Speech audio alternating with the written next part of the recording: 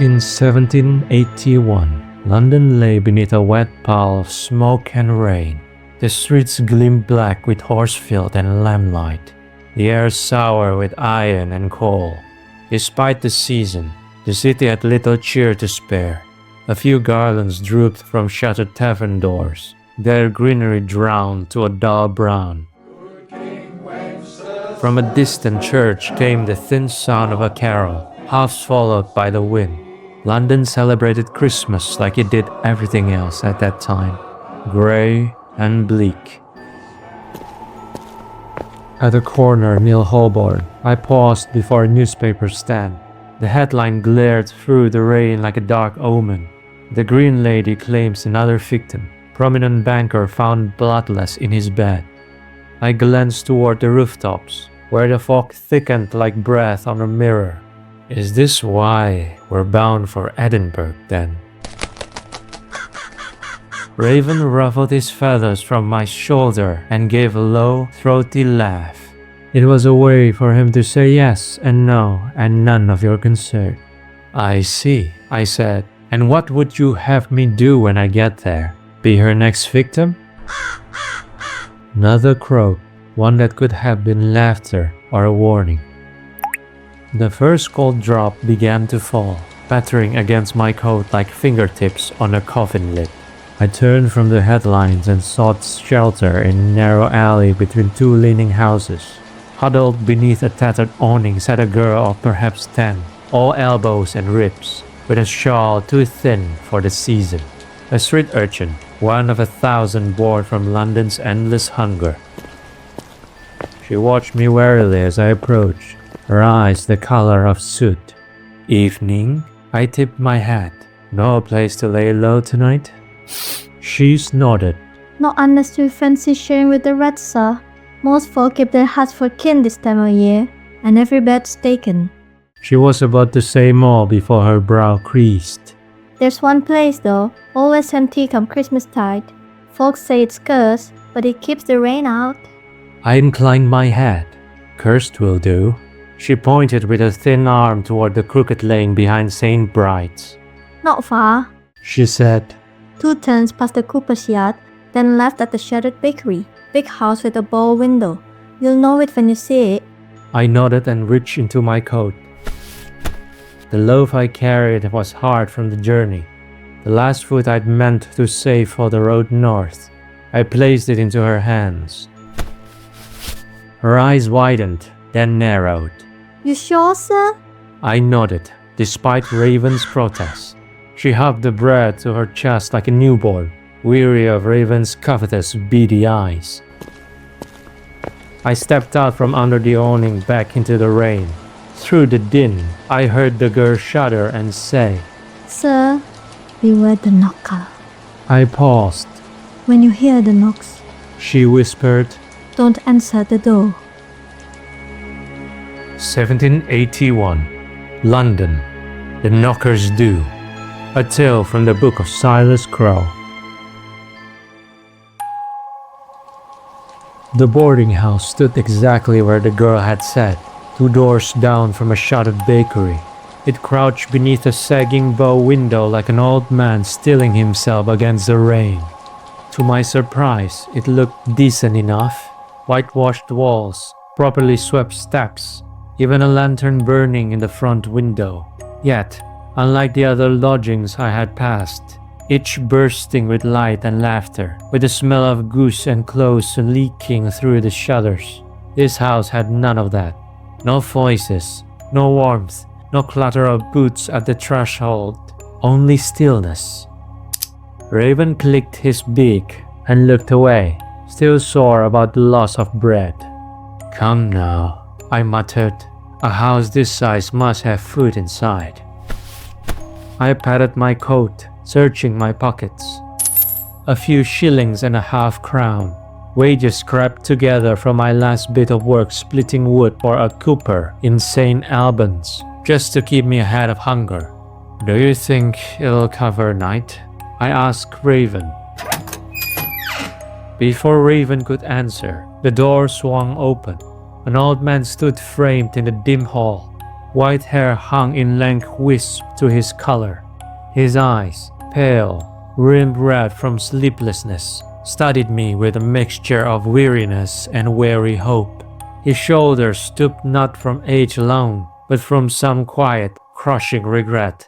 Lethargy clung to him like damp wool, and beneath it, something else, the faint, unmistakable scent of fear.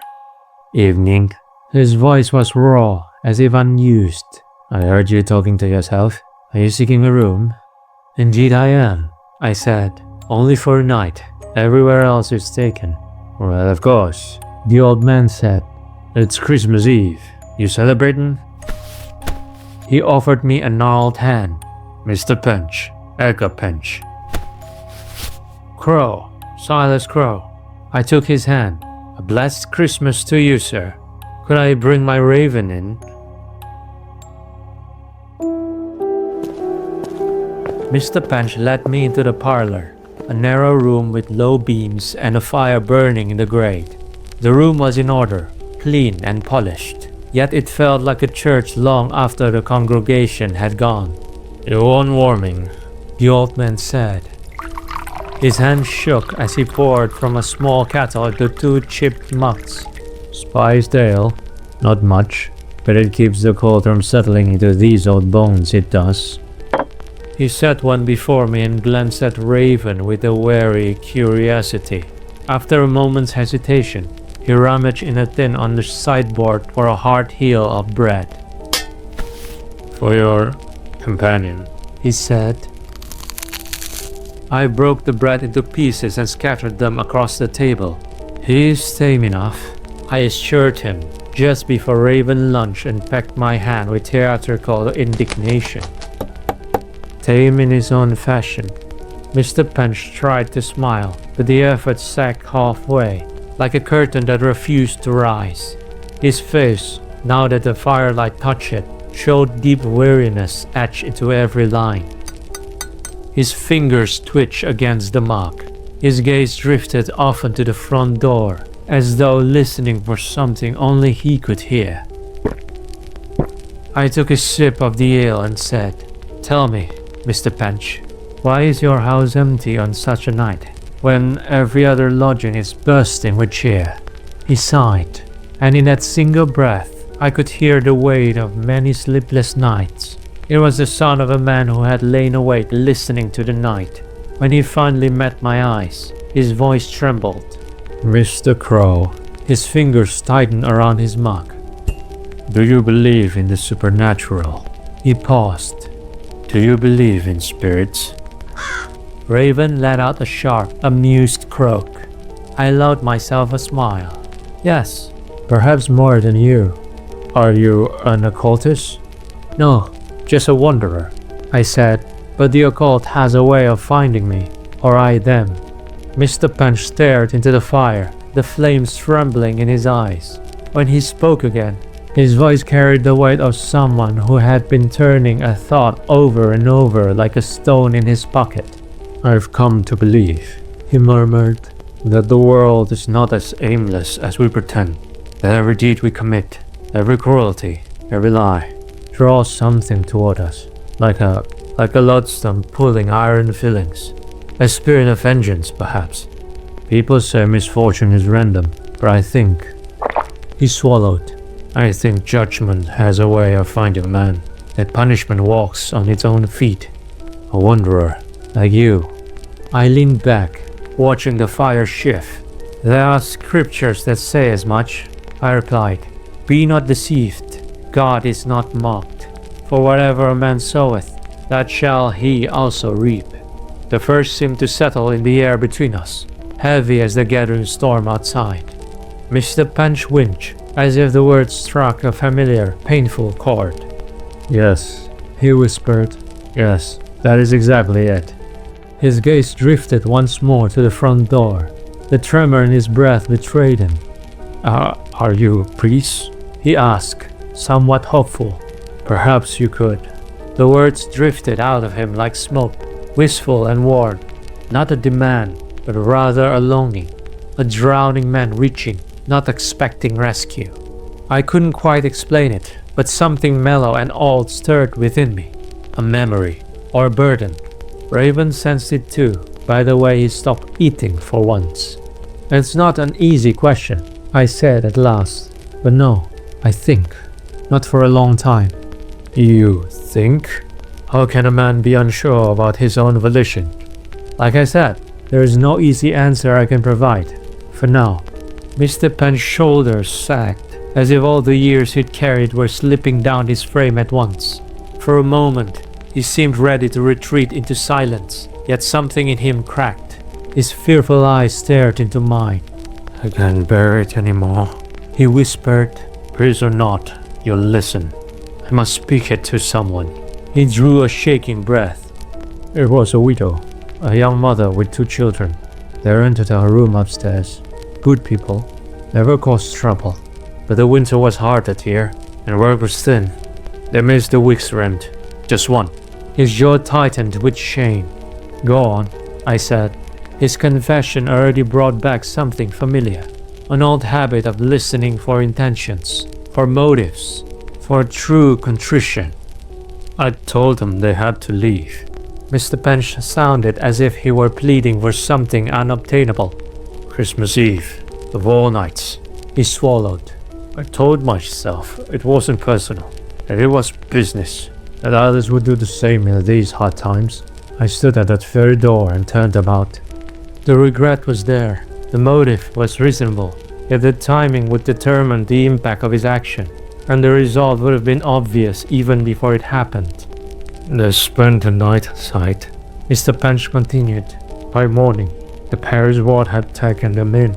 The mother didn't last a week. His voice broke. Exposure, they said. Fever, I never learned which. And the children, he closed his eyes. Sent to the workhouse. That was the last I ever heard of them. A few years back, I tried to find them again, to make amends. They're not there. Nobody knew about their fate, as if they had never existed. He stared at the front door, hollowed by years of regret. Tears licked like melted candle wax. True remorse, if not by words and gestures alone, then by his actions. The next Christmas Eve, he came knocking. Mr. Pench said, and he had been knocking every Christmas Eve since, never missing one. And you answered him every year? I asked. Yes, he whispered, or he'll never leave. Never stop knocking. He will drive you insane one way or another. His fingers twitched toward the mug again, then crawled away as if the memory burned him. His breath shuddered. A draft moved through the room, sliding under the door like a cold tongue. Raven lifted his head, feathers bristling. Insane. What does he want? Mr. Punch's eyes hollowed. A piece, just a piece. A sliver of what keeps a man living. He pressed a trembling hand to his chest. The first year was nothing more than a chill. A strange heaviness behind the ribs. You'd blame it on winter. Next year, it was laughter. I didn't notice when it left, and I couldn't remember the last time something amused me. Nothing did. Not a story, not a joke. Not even the joy of Christmas morning. He rubbed his face, fingers dragging down as though they meant to peel away the years. And then it took my ease, he continued. And that quite comfort a man feels at day's end. Gone. Every night became a vigil. Sleep fled. The days grew grey, and the grayer they became, the more he haunted my mind. It's been 7 years now.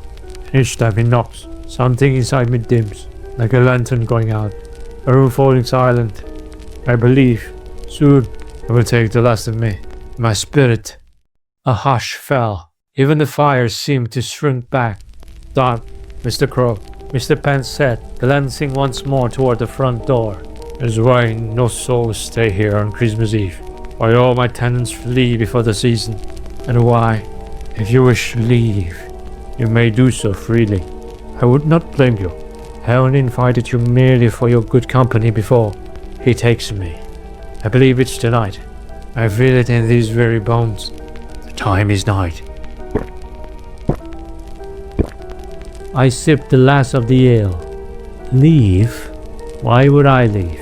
I've got no place else offering a warm bed and a warm drink. I raised my mug and leaned back as the draft passed under the door again. Besides, this knocker isn't coming for me.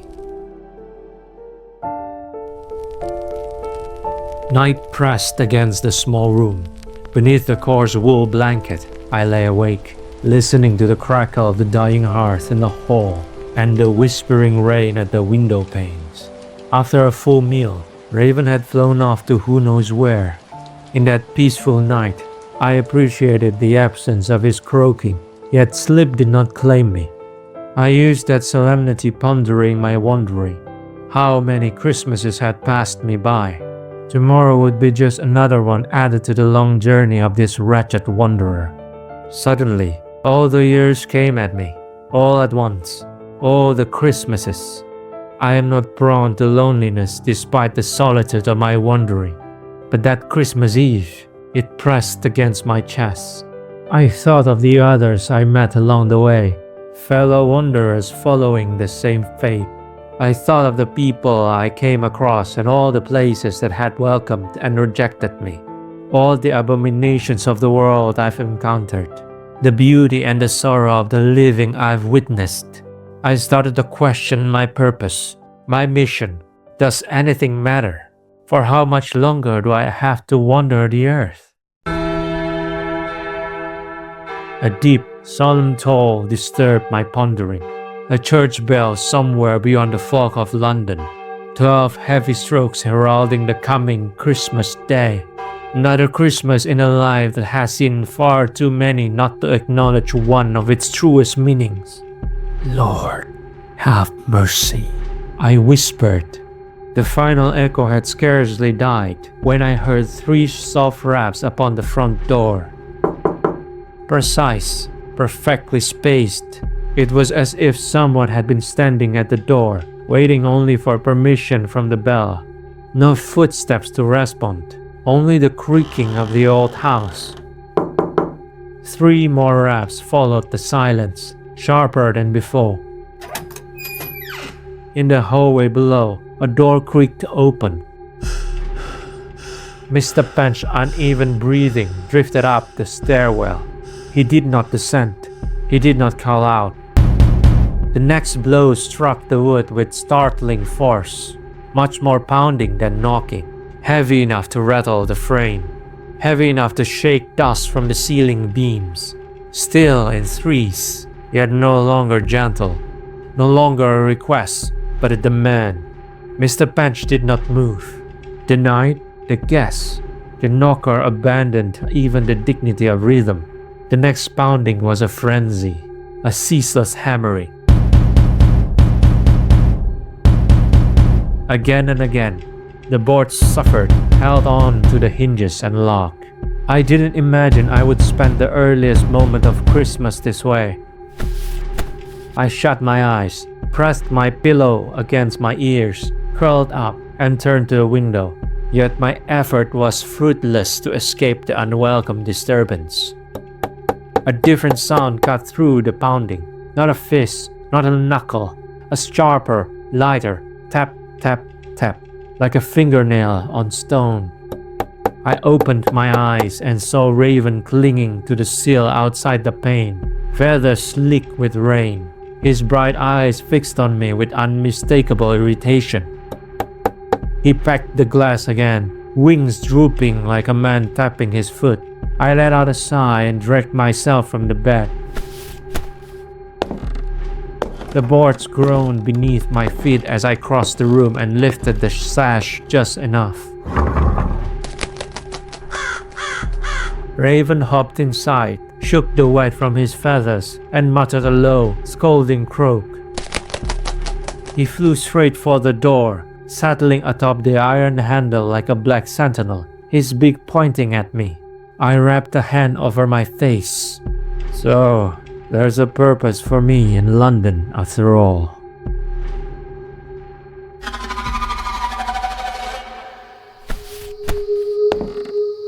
I wore my coat and slipped into the hall. The pounding had dulled into slow, intermittent thud, like a fish testing its strength against the doorframe, patient again now that its presence was known. Downstairs, a faint glow flickered. Mr. Pench sat in the parlor, hunched beside the hearth, his hands cupped around a mug of something steaming. The drink trembled with the same rhythm as his fingers. Even now, even with me approaching, his eyes would not leave the front door, as though tethered by a hook in his soul. "You're going to answer that?" I asked. "I will." Only then did his gaze peel away from the door. "Eventually." His voice was as brittle as an old bean threatening to snap. He lifted the mug to his mouth, but his hand shook so violently that the liquid sloshed over the rim. He set it down and exhaled through his fingers. I took the chair across from him.